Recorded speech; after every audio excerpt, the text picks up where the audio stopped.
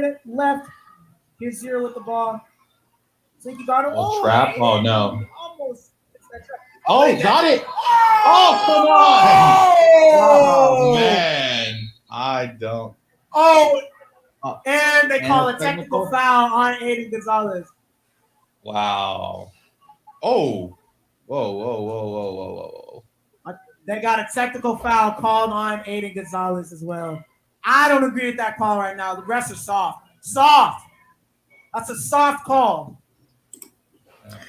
You gotta let emotion go. What's going on? What's going on, everybody? And welcome to another Jaguar Jibberish. You already know it's your man Marshall Best and your man Greg Castillo. And what y'all just saw was it was the deciding factor from last game, man.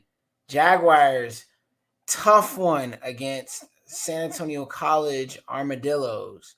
And at a decisive moment, it was 89-87. The Jaguars just hit 2 free throws with a little under a minute left in that second half. As Sack brought the ball up, the Jaguars trapped. Aiden went for the ball as the guy came back around, got the steal, and they called the foul and a weird tech. Like, what the 4 tech? points. 4 points right there. You got the foul and you got the tech. Yeah. You got 4 shots out of that, and then they got the ball back. So instead of it being would have been a 4-point game, it ended up being a 6-point game. I mean, it was horrible. It was a horrible officiating. Not only that, you could say that, that steal results in points for the Jaguars. Exactly. So the game's even tied or up by 1, depending on if it was a 2 or 3. Right. Most likely it would have been probably a fast break, it would have tied, and then now it's a whole new ball game. But instead, even if they do make 2 free throws, right? The next play, Javi came down and knocked down a 3. So now it's only a 1-point game. Yeah. And I think they ended up after we fouled them again. The dude missed 2 free throws. So now the Jaguars potentially have the ball with 1 point and a chance to win the game. It changed the whole dynamic of the game. I didn't like that call, man.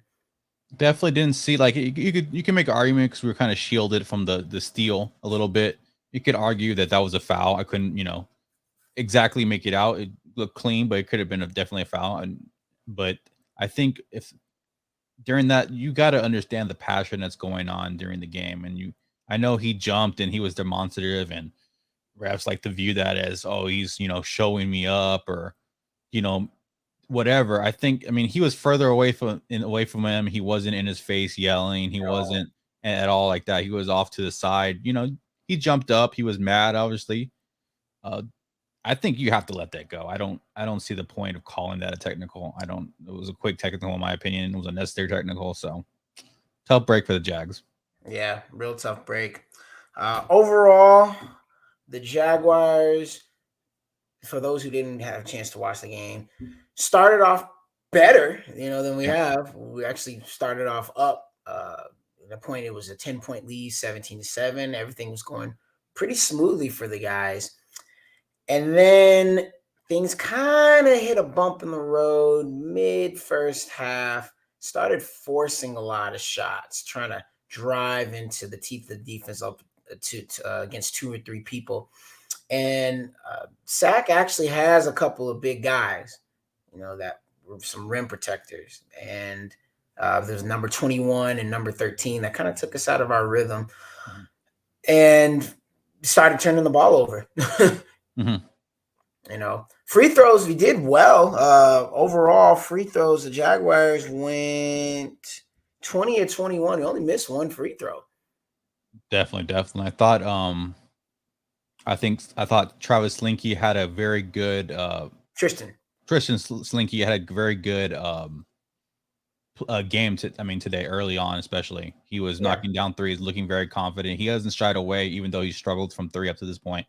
He didn't really shy away from taking the shot, and he knocked down some big ones early on. Obviously, we know what he can do defensively. I thought he was big. Having Magnum back definitely brings another quality ball handler to the lineup. Kind of eases the offense. He was getting into the paint at times. Maybe swing it out to the corners. I need the corner guys to drift right into the corner so he can see you. I think if he makes that pass a couple of times, because like you said, the big men, there were two big men that definitely they squeezed down the paint and they made it tough for Quez and Magnum at times to really get it. And so spreading that out, making them respect the corners and the three ball would have spread out the defense a little bit more and made that paint accessible. And I thought sometimes the offense, credit to the Almordellos for doing playing good defense and making the ball. But I didn't think there was there has to be some kind of either, you're going to flash somebody to the high post, maybe a compost or another guard or something, flash the post, work inside out, maybe a post up. There was a lot of just dribble handoffs, a lot of just moving around the perimeter, swinging it, sometimes a lot of stagnation, no real player movement either. And it made the offense really hard. We're used to Nick Van or somebody like that. And Magnum did a good job getting inside the teeth of the defense. But it's just little things like that. Yeah. Points wise, Mangum led him with 24. Campos had 19. He did end up fouling out in this one. Slinky had 18. So those are your three guys that were in double figures. Percentage wise, the Jaguars shot 42% overall, and Sack shot 59%. So there's definitely a difference. And they were 27 of 32 from the line. We were 20 of 21. Rebounding was 30. That might not be right. Rebounding, I'm not sure on the accuracy. I know I have 30 to 24. I think that might be a little bit off. Yeah. But yeah, I think they might have had a few more rebounds than we did. Turnovers was 9 to 8. Jaguars had one more turnover overall. So, I mean, it was a close game. It was a very close game. From Sack, they had 21, who towards the second half was kind of really getting into Jaden Campos, and he's making some tough layups, some strong layups, and causing havoc down there for our guys when we drove. And then Zero dang near didn't miss a free throw. I mean, that guy went to the line, I want to say at least, 9, 5, 6, 7 times. He had about 12, 13, 14 free throws. You're right. You're right about that. Yeah. Appreciate the love. But overall, this is the game that the Jaguars could have won. They missed James Ibarra, who would have been another guy to come in there and rebound and kind of help when Jaden went out the game. Because once he left the game, you could kind of see that we were very undersized. Yeah. Jaguars were a very undersized team compared to Sack.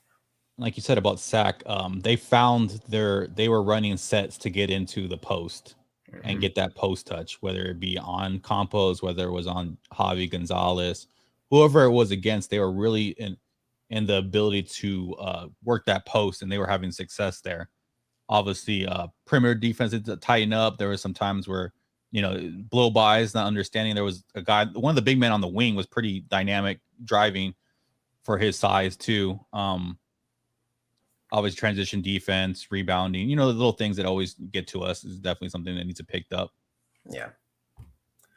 But overall, it's still a learning curve. We'll see these guys again. We'll see these guys again. Hopefully we'll have the full squad next time. And all about just chemistry, growing, experience, learning each other, learning how to play together. It's a growing process it's going to take. Yeah. What do they call it? Some growing pains, right? Growing pains for a reason, yeah. Mm-hmm. But the important thing is to grow from it. Absolutely. Progress, get better. Yeah, you were absolutely right. I believe in Coach E will, he's proven himself to be a championship coach already. I think he'll definitely, watch the film, bring the attention to the guys, and definitely fix what needs to be fixed.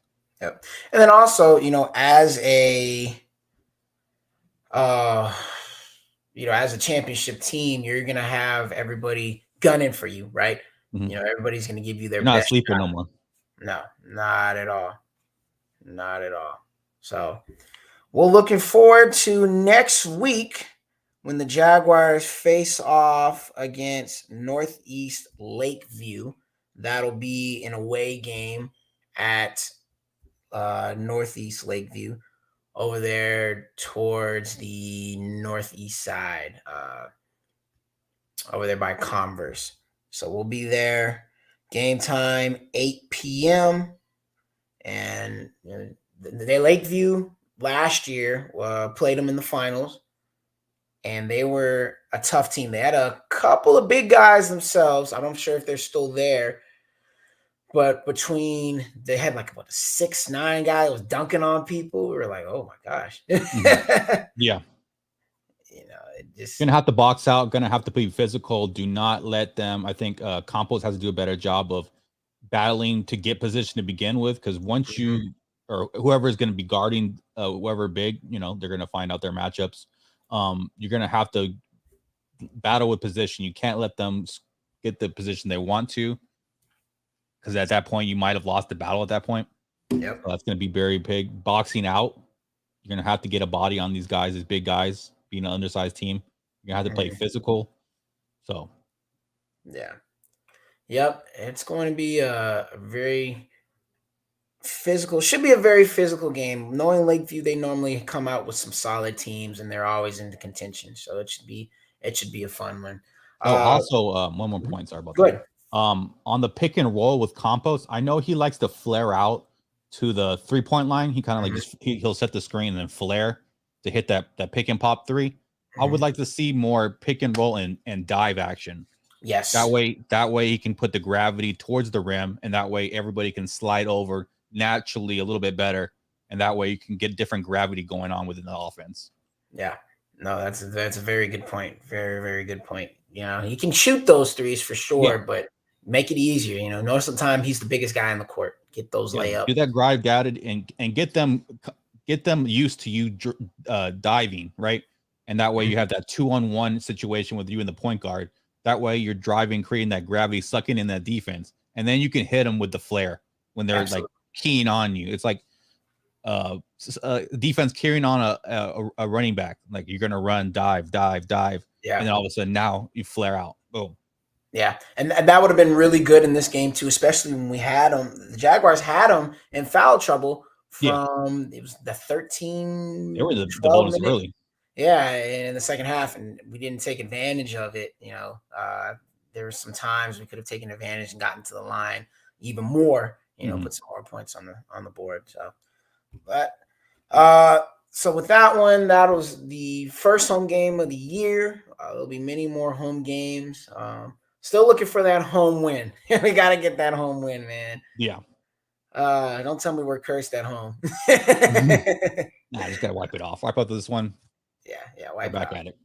Wipe it off. So, but that's gonna do it for us. Shout out to everybody that watched later. You know, check us out. We enjoy bringing you this content. Let us know as well what you would like to see from us. You know, we're trying to get better each game. You know, let us know. You know, if you want to see different commentary, if you want us to bring on different guests. You know, just this kind of. Tap in with us for sure. Yeah, because this is not for us. This is for y'all. So you be part of the show. Voice your opinion. Voice what you want to voice. I mean, we're here to please y'all. We're trying to be the best show that you possibly can be. So just let us know. Yep, Jaguar Nation. You know, love you guys. Appreciate you. Shout out Sweat Equity. Make sure y'all need to get some cryotherapy. Go to Sweat Equity. And also get you some good tacos right after that. Taco Haven. Let's go. So we appreciate those two sponsors. Also make sure you check out Spurs versus Everybody. Right there on Twitter, IG, Facebook, YouTube, and Patreon. Join and become a patron with that. Check out. We're having a post-game show after every game about 8 o'clock. So make sure you plug in with us on YouTube. Yep, absolutely. And then check out Stats versus Facts Sports Talk. We're on IG and Twitter. Just gave some great predictions today over those NFL games. Yep, week 8 in the building, baby. Let's go. in the building. And make sure to check out Tamusa and B-Ball C and follow your team. They're doing some great things. Follow this team. It's a great story, great group of guys as they work their way to going to another championship and hopefully winning regionals and nationals this year of that NERSA tournament. It's going to be a lot of fun. Definitely. This is just the foundation, guys. We're building. Each team is building upon the success of the last team, and this program is going to be special if it keeps going the way it's going. So, make sure you're here with the ground floor and supporting us. Yep, a very special program. So, for Greg Castillo, I'm Marshall Best, and we will see you guys next week for the Northeast Lakeview game. It's 8 o'clock, coverage starting at 7:50. You guys have a great weekend. Bye-bye.